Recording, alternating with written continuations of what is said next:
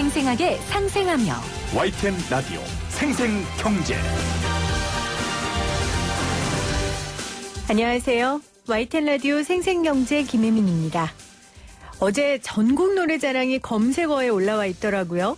다른 날 같으면 밖에 나가 있었을 텐데 많은 분들이 사회적 거리 두기로 집에서 전국 노래자랑을 보신 것 같습니다. 저도 그랬으니까요. 어제 2주 연속 전국 교회와 성당 중 대부분은 온라인으로 예배와 미사를 받는데요. 독일의 유명한 신학자 본회퍼는 신이 없을 때 신 앞에 서자라고 말했습니다. 함께 모여드리는 예배도 중요하지만 눈앞에 신이 보이지 않아도 신 앞에 서는 마음으로 이 고난을 이겨내고 이웃을 사랑하는 마음이 더 중요하지 않을까요? 긴 사회적 거리 두기로 어떤 분들은 동료들, 또 어떤 분들은 가족들, 친구들 자주 만나지 못하고 계실 텐데요. 어느 때보다 우리 더 서로를 걱정하고 사랑하기로 해요. 이번 한 주도 생생경제는 여러분의 안부를 매일 다정하게 묻겠습니다. 2020년 3월 9일 YTN 라디오 생생경제 지금 시작합니다.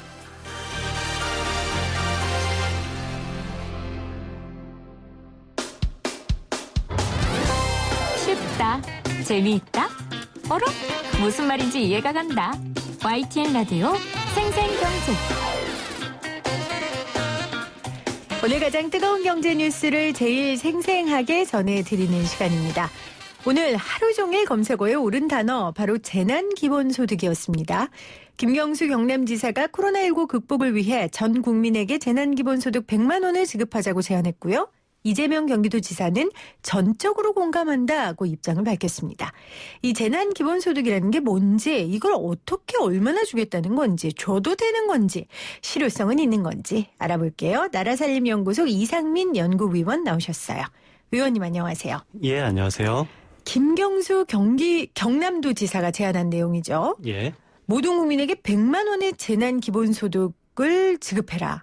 이 개념 정리를 먼저 하고 싶어요. 예. 재난 빼고. 예. 일단 기본소득이라는 것의 개념이 뭡니까? 일단 기본소득은요. 네. 기본적으로 다 돈을 나눠주자라는 건데요. 이게 보통 학자들은 정기성, 현금성, 보편성, 무조건성, 개별성 네. 이 5가지 조건을 다 갖추면은 기본소득이라고 말하는데요. 그러니까 그냥 쉽게 말해서 소득이나 성별이나 나이 따지지 않고 현금으로 누구에게나 무조건적으로 계속 줘야 된다. 이것이 바로 기본소득의 정의입니다. 소득도 상관없이. 그렇죠. 그러면 이거는 우리가 말하는 복지 중에서도 아주 수준 높은. 굉장히 그 복지 중에서도 굉장히 큰 폭의 급진적인 복지라고 말할 수가 있죠. 그렇군요. 그러면 우리나라에서는 일단 이 기본소득이라는 걸 이렇게 하고 있는 데는 없고요. 예, 그렇죠. 제안은 많이 했지만. 예. 그러면 다른 국가에서 기본소득이라는 개념을 도입하고 실행하고 있는 곳이 있습니까? 최근에 핀란드에서 기본소득을 하다기보다는 좀 실험을 진행은 했었죠. 그 17년 1월 1일부터 18년 말까지 네. 2,000명 대상자를 선별해서 기본소득을 한번 해봤습니다. 2,000명을 선별해서? 그렇죠. 그런데 이 실험은 이제 끝났고요. 그 실험 결과를 내고 있는데요. 한간에서는 기본소득 실험은 실패했다라고 주장하는 학자도 있고요. 실험을 실패했다 아니면은 결과가 실패했다. 실험은 잘 됐고요. 실험은 잘 됐는데 그 실험을 분석해본 결과를 보니까 이것은 실패했다라고 주장하는 학자도 있고 아니다, 꼭 그렇게 볼 필요는 없다라고 반박하는 학자도 있습니다. 그럼 실패했다고 주장하는 사람은 이 기본소득이 결국은 많은 사람들이 함께 잘 살 수 있는 그런 조건을 만들어주지 못했다라는 얘기겠죠? 그렇죠. 예. 그리고 성공했다는 아니다. 어느 정도 소득의 재분배도 이루어졌고 노동의 감소도 별로 생각보다는 없었고. 그랬군요. 그러면 아직 결과는 안 나타났으니 좀 지켜봐야 될 테고요. 우리가 흔히 말하는 복지국가, 굉장히 잘 돼 있는 유럽사회 국가에서도 이 개념을 100% 실현하고 하는 국가는 없군요. 그렇죠. 기본소득이 전면적으로 시행되고 있지는 않고요. 이 국민투표를 붙인 나라는 있었어요. 스위스가 그랬다가 부결된 걸로 알고 있고요. 그렇군요. 이게 이 5가지 조건의 기본소득을 모두 하고 있는 국가는 없는데요. 근데 다만 이 중에서 일부의 조건을 좀 비슷한 이런 정책을 하는 경우도 있죠. 5가지 조건 한 번만 더 말씀해 주세요. 예, 굉장히 중요한 개념인데요. 네네. 정기성, 정기성, 현금성, 현금성, 보편성, 보편성, 무조건성, 무조건성, 개별성. 개별성. 예, 이 5가지가 다 충족이 돼야 되는데요. 근데 네. 이 중에서 일부만 충족이 되는 그런 수당은 많이 있고요. 예를 들어서 아동수당이라든지 뭐 기초연금이라든지 아니면 뭐 농민수당이라든지 네. 이번에 뭐 재난기본소득이라든지 아니면 뭐 홍콩에서도 이런 좀 비슷한 것을 최근 하고 있는데요. 그러니까 5가지 다 이게 가능하지는 않아서 기본소득이라고 보기에는 좀 어렵습니다만 좀 확장적 기본소득이라고 표현하면은 뭐 크게 틀린 것 같지는 않습니다. 그렇군요. 자, 오늘 검색어에 계속 올라와 있었던 이 재난 기본 소득에 관련된 이야기를 좀 나누고 싶어서요. 우리 이상민 연구위원께서 먼저 기본소득이라는 개념을 좀 정리를 해 주셨습니다. 자, 그 기본소득의 이 이슈를 던진 대표적인 인물이 이재명 경기도지사예요. 예, 그렇죠. 이재명 경기도지사가 일자리가 대량 사라지는 4차 산업혁명 시대에 돈은 넘쳐나고 그렇기 때문에 이 경제 흐름을 되살리고 이런 성장을 담보할 수 있는 유일한 정책은 기본소득이다라고 주장을 한 거거든요. 예. 그러니까 이 말의 뜻이 뭘까요? 일단 좀 해석을 해주세요. 저도 솔직히 해석이 잘 안 돼서요. 아, 저는 안 된 거 아니죠? 예. 네. 그래서 저도 사실 무슨 의미로 정확하게 말했는지는 잘 모르겠는데요. 근데 이게 좀 뭐 소비를 활성화해야 된다라는 그런 측면으로 말한 거 아닐까라는 생각이 드는데 글쎄요. 뭐 이 말이 맞는 말인지 틀린 말인지 이거는 좀 더 평가를 해봐야 될 것 같습니다. 그러니까 일자리가 대량 사라진다는 거는 그 노동자 입장에서는 들어오는 인컴이 없다는 얘기고, 거기다가 저성장의 일상이 돼서 경제 흐름이 없다는 건 또 투자할 곳이 없다는 예, 얘기고, 그렇죠. 예. 그러니까 돈을 풀어야 예. 노동자도 살고 자영업자도 살고 이런 그렇다는 얘기인 것 얘기일까요? 같은데요. 근데 조금 제가 이해가 안 가는 게 뭐 돈은 많이 있다. 뭐 투자할 곳은 투자할 곳은 없다. 근데 돈은 많이 있다는데 기본소득은 왜 들어가야 되는지 저는 이해를 못 하겠는데. 근데 이재명 지사님 말 말고 보통 기본소득을 주장하는 사람들은 요즘에 기본소득을 도입해야 된다라는 이유가 AI 등으로 인해서 일자리가 사라진다. 그런데 AI가 부가가치는 창출을 한다. 그렇다면 AI를 통해서 창출된 부가가치를 우리 모두가 공유를 해야 되지 않을까라는 그런 공공 부분에서 발생한 소득은 공공적으로 나눠야 된다라는 개념을 통해서 기본소득을 주장하는 사람들은 많이 있죠. 그러니까 AI가 활성화되면 아무래도 인간의 노동력은 그렇게 필요 없어질 테니 그렇죠. 실업 상황이 생길 터이고 예. 그러나 부가가치는 크고 그렇죠. 그러면 그 돈은 우리 모두 우리의 일자리를 AI에 내줬으니 우리 그렇죠. 모두가 받을 가치가 있다. 예, 역시 그런- 정리를 잘 해주십니다. 감사합니다. 그런 얘기인 것 같아요. 예. 경기도에서도 기본소득이 시행되고 있는 건 아니잖아요.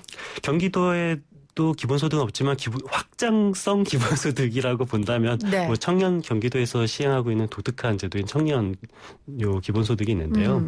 근데 뭐 제가 아까 말했던 5가지 개념은 연령과도 관계가 없어야 되니까 기본소득은 아니지만 엄밀한 의미에서 기본소득은 아니지만 기본소득적인 성격을 가지고 있는 것이 청년수당이죠. 왜냐하면은 이것이 뭐 소득과의 관계없이 일정한 연령이 된 청년에게 24세 청년에게 기본적으로 다 지급하는 거거든요. 그래서 약간 기본소득의 성격을 갖고 있는 수당이다라고 표현할 수가 있습니다. 아동수당 같이 예, 맞습니다. 일부분만 충족하는 수당이다. 그렇죠. 그러면 이 돈은 어디서 나와요? 경기도 살림에서 오롯이 나오는 거예요? 예, 경기도가 70%를 내고요. 네. 그리고 경기도 기초지자체가 30%를 부담을 하기로 경기도 지자체들이 합의가 됐거든요. 근데 사실 경기도는 부자 지자체잖아요. 예. 예산도 많고 예. 또 그 예산을 감당할 주민들도 많고 예. 도민들도 많고 그런데 사실 이런 지자체가 몇 개나 되겠어요. 그러면 상대적 박탈감에 대한 지적이 나올 수밖에 없을 것 같은데. 일단 저는 상대적 박탈감이라는 개념은 좀 맞지 않는다고 봐요. 그러니까 우리가 지자체를 하는 이유는 각각 지자체마다 다른 행정 서비스를 제공하자. 네. 그래서 이 주민들이 발로 하는 투표라는 말도 있는데요. 근데 나에게 맞는 행정 서비스를 제공하는 지자체에 걸어서 가서 사는 그런 다양한 그런 서비스를 제공하는 지자체가 많은 것은 저는 본론적으로는 맞다고 보는데 네. 문제는 누구나 경기도만 할 수 있는 거 아니냐라는 말은 있습니다. 근데 저는 사실 제가 작년에 그 전국 지자체의 남은 돈 순세기잉여금을 발표한 바가 있는데요. 그다 했을 때 좀 놀란 거를 보면은 네. 뭐 전북 장수군 뭐 전남 신안군, 충북 영통군, 뭐 경남 거창군 이런 데가 이 자기 자체 재원 비중이 10%도 안 되는 굉장히 재정이 열악한 지자체거든요. 근데 이런 지자체도 순세계 잉여금 남는 돈이 전체 세출의 4분의 1 이상을 못 쓴 지자체들이에요. 전체 예산의 4분의 1을 못 썼다고요? 그렇죠. 그러니까 그 예를 4분의 들어서 1을 남겼어요? 그렇게 되는 거죠. 그러니까 전남 장수군 같은 경우는 18년도에 그러니까 세출이 1,200억이었는데 근데 순세기 잉여금으로 남는 돈이 660억이었거든요. 네. 그러니까 한 23%, 한 4분의 1 가까이를 그냥 돈을 못 쓰고 남긴 거죠. 왜요? 이것을 왜 못 썼는지는 저도 사실 잘 모르겠는데요. 아니 한 군데만 못 썼으면 이유가 있겠거니 하겠는데 그렇죠. 이렇게 많은 지자체가 안 썼다는 건 이유가 있을 거 아닙니까? 그러니까 이게 무슨 대단한 이유가 있는 것은 아니라 네. 무슨 음모론을 우리가 말할 필요는 없을 것 같고요. 그러니까 이유가 없다라는 얘기는 그냥 하다 보니까 이렇게 된 겁니다. 그러니까 세입은 최근에 굉장히 많이 늘었는데요. 최근에 세입은 많이 느는데 세출은 과거와 마찬가지로 세출을 하다 보니까 이게 남는 돈이 눈덩이처럼 점점 불어서 남은 돈이 많이 생긴 거죠. 그러니까 조금 지자체들이 창의적으로 능동적으로 예, 그렇죠. 일을 펼쳐 나가간다면 충분히 이 돈을 사용할 수 있는데 네, 맞습니다. 사실 1년이 얼마나 빠릅니까? 1년 맞습니다. 1년이 하다가 진짜 그렇죠. 눈덩이처럼 커지게 된 예. 이런 예산들이에요. 그래서 눈먼 돈이라는 말이 이래서 나오는 겁니까? 예, 그런 부분도 있죠. 그러니까 눈먼 돈은 좀 정확한 비유는 아닌데 예. 그러니까 이런 남는 돈이 적합하게 쓰여야 되는데 예, 맞습니다. 이런 남는 돈이 적합하게 쓰이지 않으니 예. 눈먼 돈이 많다라는 표현들을 하는 거잖아요. 예, 그렇죠.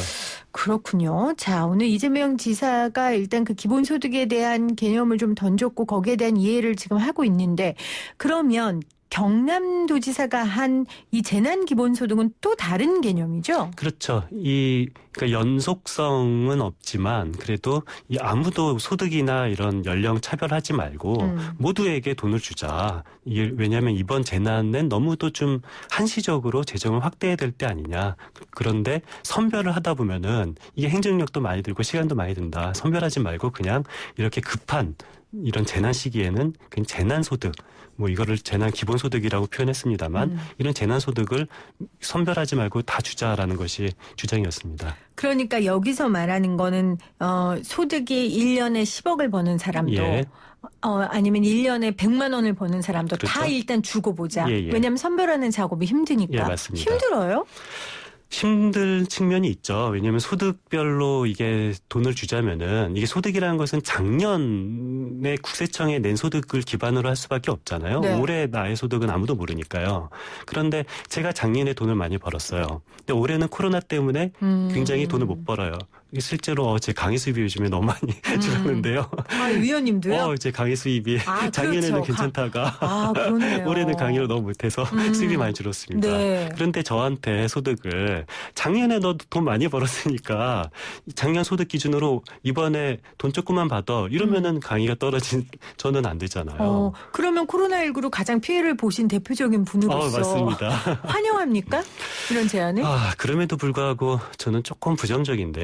그러니까 어떤 면에서요? 일단 긍정적인 분은 이번 김경수 지사가 한 부분이 세금으로 다시 환수하자라는 재미있는 제안을 하셨어요. 그러니까 일단은 100만 원씩 주고 예. 나중에 재산에 따라서 예. 세금으로 받아야 될 사람들은 받자 지금 이 얘기예요. 그러니까 이게 원래 이 아이디어는 애킨슨 경제학 교수가 주장을 했던 아이디어인데요. 그래서 거기에 맞춰서 이런 아동수당이라든지 재난소득 같은 거를 주고 근데 일단 차별 없이 준 다음에 돈을 많이 버는 사람은 이것을 소득이 합산한 다음에 세금을 많이 낼 거고 돈을 조금 버는 사람은 소득이 합산해도 세금을 굉장히 조금 내든지 안 내게 되는 거잖아요. 그래서 저는 이런 아이디어는 굉장히 좋은 아이디어다. 그러니까 준 돈을 뺏는 게 아니라 그 준 돈이 어차피 소득으로 잡힐 것이고 그렇죠. 그러면 그걸 세금으로 내면 된다. 예, 맞습니다. 합리적인데요? 굉장히 합리적인 아이디어고 저는 이런 기본소득이나 재난소득을 한다라면은 이런 애키슨 교수의 아이디어를 적극적으로 차용한 이 김경수 지사의 아이디어는 굉장히 참 좋은 아이디어라고 생각은 하는데요. 문제는 이거는 저는 뭐 직업상 분석을 하시고 나라살림연구소에서 비판하셔야 얼마나 예산을 잘 집행하는지 네. 잘 집행 못하는지 이런 쓸모없는 사업은 줄여야 된다라는 일을 하고 개인적으로 있는데요. 너무 받고 싶지만 그래도 직업적 윤리가 이런 걸 꼼꼼히 따져봐야 근데 하니. 만약에 네. 뭐 제가 뭐 강의 수입이 줄었다 하더라도 당장 쓸 몇십만 원이 없지는 않거든요. 뭐 딱 중산층 정도 소득이라고 본다면. 네.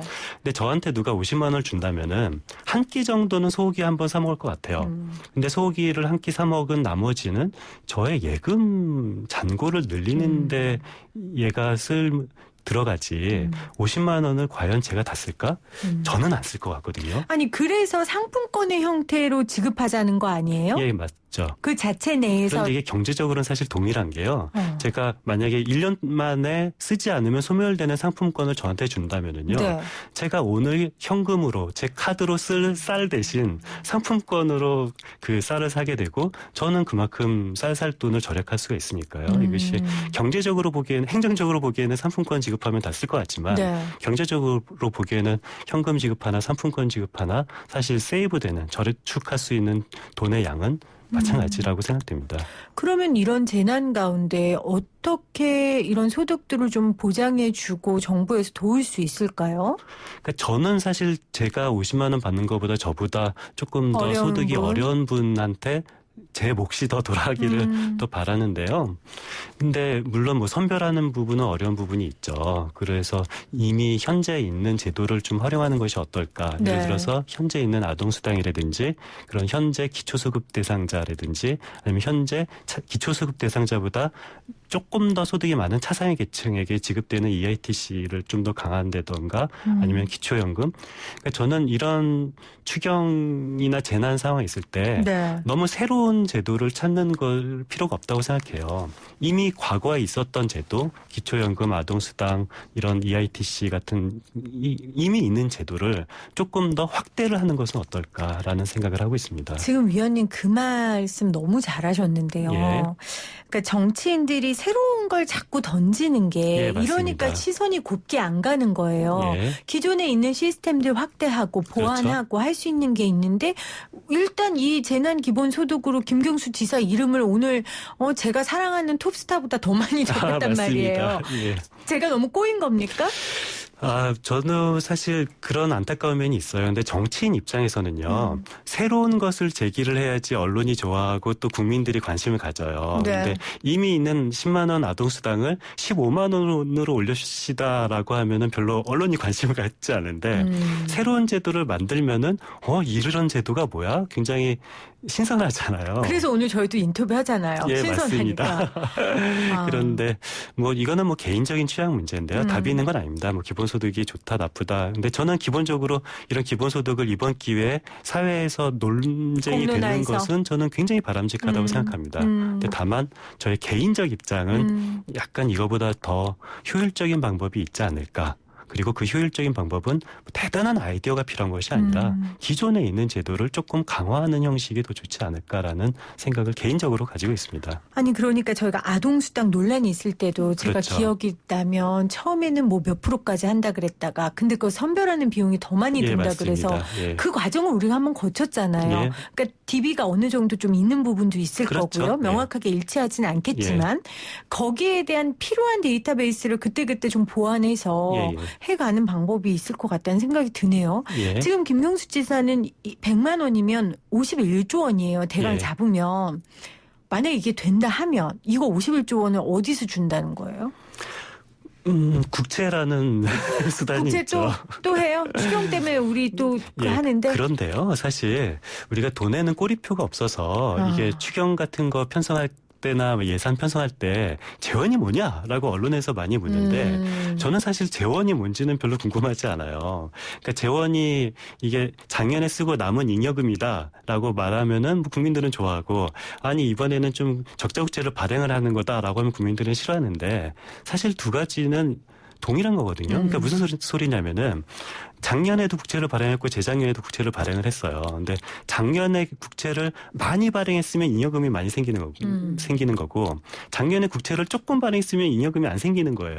근데 작년에 국채를 많이 발행해서 잉여금이 생기면은 이 잉여금 가지고 추경하겠습니다라고 하면 국민들이 동의를 하고 작년에 국채를 조금 발행해서 잉여금이 거의 생기지 않았으면 뭐 이게 이번에는 잉여금이 없으니까 추경하지 말자라는 그런 분위기가 있는데요. 사실 저는 조삼모사라고 생각하고요. 조삼모사다. 만약에 모든 국민은 아니지만 상당한 규모의 컨센서스가 이게 이루어진다라면은 저는 못할 것은 없다고 봅니다. 할 수는 있는데 다만 꼭 해야 되나 이것이 가장 최선의 수단일까라는 부분에 대해서는 약간 의심이 있습니다. 지금 위원님께서는 이것이 최선의 수단일까를 계속 의심하시고 그 근거도 저희한테 좀 알려주셨어요. 그러면 나라 살림을 연구하시는 분이니까 살림 재정으로는 괜찮습니까? 왜냐하면 매해 고정적으로 들어가는 비용이 있고 예. 나라에서 이번에 추경도 한단 말이에요. 예. 3월밖에 안 됐어요. 아직. 예, 그렇죠. 그런데다가 51조 원을 또 국채 발행해갖고 또 만약에 한다면 예. 재정적으로 괜찮습니까? 저는 정치적 결단만 있으면은 가능하다고 보고요. 그러니까 우리 2008년도 금융위기 이후에 2009년도에 굉장한 재정 적자를 감내를 했거든요. 근데 그때는 재정 적자를 2009년도는 감내를 하고 근데 이번에는 제가 보기에 2008년도 금융위기 보다 더 안 좋으면 안 좋다라고 생각을 해요. 체감은 훨씬 많은 것 같아요. 저는 개인적으로 그때보다는 이번에 그렇죠. 체감이 더 크고요. 맞네요. 강의하시는 분들은 당장 그렇습니다. 그게 끊겼으니까. 그래서 뭐 개인적인 체감 때문에 그렇게 느끼는지는 모르겠습니다만 2008년도보다 저는 올해가 네. 더 경제적으로 안 좋은 것 같고 그렇다면 2009년도에 그렇게 재정을 확대했듯이 이번에도 재정을 확대할 수는 있다고 봅니다. 국민들이 합의만 한다면. 그러니까 재정을 확대하는 건 뭐 재정 건전성이나 이런 부분에 있어서 큰 문제는 없는데 이것이 과연 베스트이냐 그거에 대한 의심을 해보자는 말씀이시고. 예, 맞습니다. 근데 저도 비슷한 지금 이상민 연구위원과 생각의 결은 비슷해요. 그런데 이제 이런 생각이 드는 거예요. 오늘 기사에서도 소상공인들이 대출해 준다고 해서 예. 소상공인 시장진흥공단 이런 데 가가지고 대출을 받으려고 있는데 집행이 3.7% 뿐이라는 거예요. 예. 그러니까 실제적으로 당장 현금이 필요하신 분들이 당장 손에 안 쥐어지는 상황이에요. 그렇죠. 그런 사람한테는 사실 이 100만 원이 예. 얼마나 큰 돈이겠냐고요. 맞습니다. 그러면 이런 분들한테는 너무 중요한 문제일 텐데 예. 꼭 이렇게 김경수 지사가 말한 대로 안 하더라도 이분들한테 좀 체감이 가게 도와줄 수 있는 방법은 없을까요? 굉장히 좋은 지적인데요. 그러니까 이게 저는 뭐 이 재난소득은 반드시 나쁜 정책이라고 생각하지는 않고 뭐 저와 생각은 다릅니다만 상당한 장점이 있는 정책이라고 생각은 하고요. 그러니까 이게 모든 정책은 완벽한 팬시한 정책은 존재하지 않아요. 그렇겠죠. 각각의 장점과 단점이 있고 그런 실제로 이게 소비 쿠폰을 나눠주고 뭐 융자를 하는데 정말 어려우신 분들은 융자를 받을 수도 없고 소비 쿠폰을 쓸 수도 없는 그런 뭐 장애인단체에서 나는 이걸 할 수도 없는 소비를 할 수도 없는 상황인데 이런 것들은 어떻게 하냐라는 굉장히 바람직한 문제제기가 나왔었는데요. 그래서 그런 것들을 저는 양쪽으로 다 가야 된다라고 봅니다. 어느 정도 보편적인 수당은 나름대로 보편적인 수당으로 가고 굉장히 크리티컬, 굉장히 아주 작은 세심한 그런 정책 수단도 따로따로 같이 병행하는 것이 가장 옳은 방법이라고 봅니다. 이게 총선을 앞두고 이 사단이 벌어져가지고요. 예, 더 맞습니다. 의심하게 되고 사실 바람직한 태도죠. 예, 그렇죠. 더 고민하게 예. 되는 것 같아요. 그러니까 의심하는 것은 바람직한데 정파적으로 의심을 하지는 않았으면 좋겠습니다. 정파적으로 이거는 진보가 주장하니까 뭐 좋아. 이건 보수가 주장하니까 좋아가 아니라 예, 맞습니다. 안건별로 명확하게 판단하고 생각하라는 예, 얘기시죠? 충분히 의심은 좋습니다. 알겠습니다. 재난기본소득 우리가 어떻게 바라봐야 될지 나라살림연구소 이상민 연구위원과 함께했어요. 위원님 고맙습니다. 예, 감사합니다.